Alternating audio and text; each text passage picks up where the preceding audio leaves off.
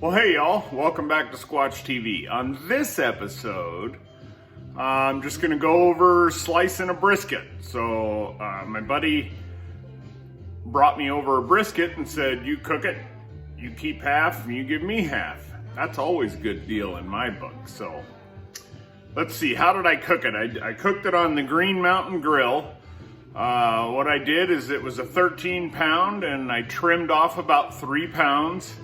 And then I took that trim and put it in a pot on the stove top and added onions, garlic, butter, beef broth, salt and pepper. I think that's it. Oh, and I did add some, I added some Bees Rubs rough cut, and I added a little bit of salt lick dry rub. And then I rendered that down for about 4 or 5 hours, somewhere around there. Sorry, I'm not very good at keeping an eye on the time when I'm doing this. So a number of hours I rendered it down. Then I put it in a blender, blended it, then I strained it until it was thin enough that I could inject it back into the brisket.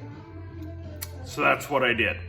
And then I put a light coating of salt lick dry rub all over the brisket, and then I put a heavy coat of Bees Rubs rough cut over the rest of the brisket, over the entire brisket, over the top. So, and then I put it in the Green Mountain Grill. This is a long description. The Green Mountain Grill at 180 degrees. And I kept it in there at 180 degrees, running lumberjacks competition blend. And I also had 2 smoke tubes in there in the smoker chamber with lumberjacks cherry, had them going too. So anyway, I put it in the smoker at 180 until I reached an internal temperature of about 130. I was gonna pull it about 120, but sleep got in the way, so 130 it was, no big deal. And then I took it up to about 160, 162, and then I wrapped it in butcher paper, tight, and put it back in a foil pan on the cooker until I was at, what did I end up being? 199 degrees internal on the flat and 205 degrees internal on the point. So then I pulled it out, wrapped it in 2 fresh out of the dryer warm towels, and put it in a cooler behind me, right there. And then it's been sitting in there for a little over 2 hours. So I just thought I'd bring you along for the slice. Look at that, 3.5 minutes of description. My God, I talk too much. I talk way too much. All right, so there it is. It's plenty warm in there. They got all sorts of condensation from the steam, so it's plenty warm. So, I'll show you just what we got here, and then I'll bring you down for a closer look. How's that sound? All right, let's see if we can unwrap this guy.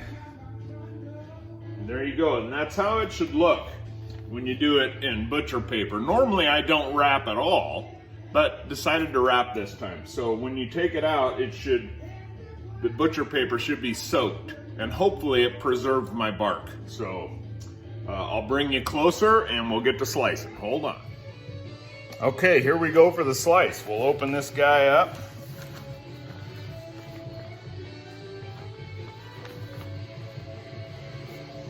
Plenty juicy, huh? Yeah, it looks fantastic. See how it's still running? Can you see the steam? I don't know if you can see the steam on the camera, but it's totally still plenty hot after 2.5 hours it's been. So I think that's pretty impressive myself. So I'm gonna try to grab this thing without breaking it up. I'll push this out of my way. And we'll set that guy down just like that. It's got a nice little jiggle to it, right? Looks good. Looks good. I hope it ends up tasting good. I don't know why it wouldn't. Okay, so no better time than the present, right? So I'm gonna show you how I like to cut them, especially if I'm splitting half and half with somebody that wants me to cook a brisket. So I cut off a chunk off the end, maybe about that big, right? And then I'll cut that into like 4 burn ends. But that gives you a good look of, you should be able to see the fat down here and the smoke ring. That gives you a good look of that. And what I'll do with that is just cut it into a few burn ends. Those are fantastic. The better burn ends come from down here in the point, but we'll get to that in a minute. So, and the other thing you want to do is you don't want to spread this all out once it's cut because it'll dry out fast. So keep it together if you can. And then I have a foil pan in the oven at 180 degrees, just staying warm so I can put half in that and take it down to them. So, all right. About pencil thick.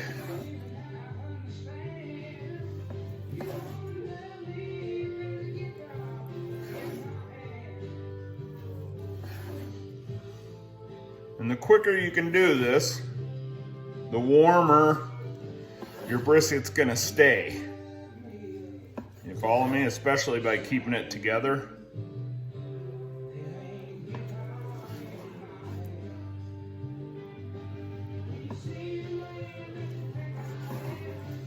It's tender, because you can tell it's tender when you get to the end of the knife and it starts breaking off little chunks. That's a good sign that you have a tender brisket.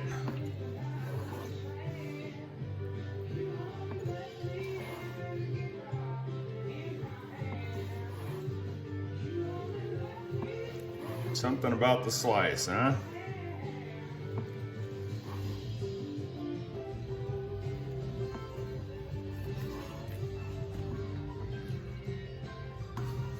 Okay, and then you'll have a look there. See how I'm starting to get into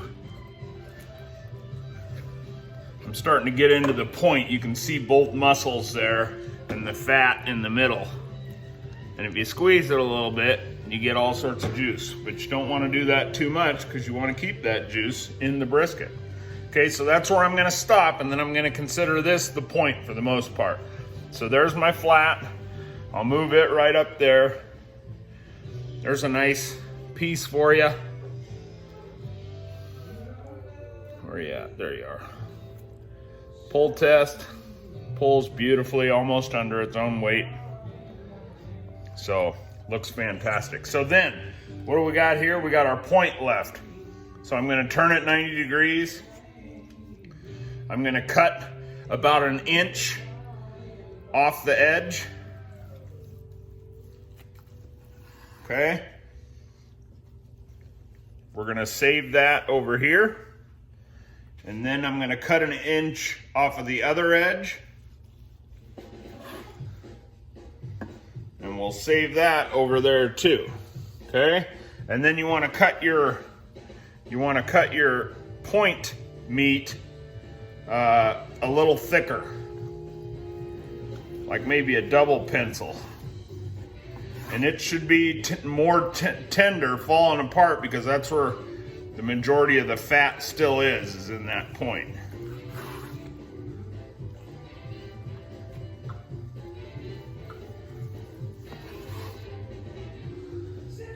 I don't know if you can see the steam, but it's coming off for sure.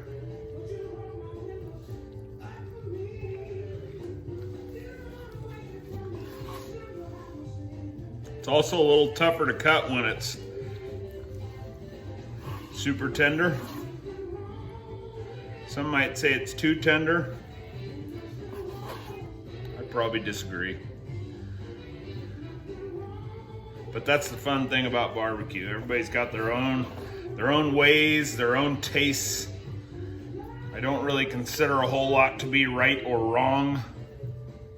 People spend too much time doing that, I think. So there's a beautiful slice of the point. Plenty juicy, right? Okay, so keep that together too. We'll put it over there next to the flat. And it wouldn't even hurt if you had a piece of foil just to lay a piece of foil over that, but we're gonna make pretty quick work here. So then those pieces I cut off the edges, those make excellent burn ends. So I'm just gonna cube them up. And these are just kind of, I don't know what you want to call it, redneck burn ends. I'm not adding a bunch of sweet stuff to make them. Those are good, but these are fantastic just on their own, right? And that comes from a great part of the brisket. So just cut off inch chunks, approximately. And there you go, you got a mess of burn ends there, right? Beautiful, beautiful, luscious burn ends, right? Oh, yep, nailed it. It's perfect, I love it. Well, it ain't perfect, I hate that word, perfect. It's a brisket that was done well. It's got good bark, good flavor. Gotta love the bees rubs and that salt lick too. Excellent. Yep, so there you go. That's what you get with the 13-pound brisket. You cut it down to about 10 pounds with the trim-ins, and I explained the rest to you. Looks good. Hey, I hope you guys enjoyed the video. And don't be scared of cooking a brisket. They're really not that hard. As long as you take your time, allow yourself plenty of time. They can sit in that cooler wrapped up. I've had them over 8 hours wrapped up and still hot enough that you couldn't touch it with your bare fingers. It's hot, so don't worry about that. Okay, hey, hope you enjoyed the video. Hope you guys have a great Saturday, and as always, an even better tomorrow. Squatch out.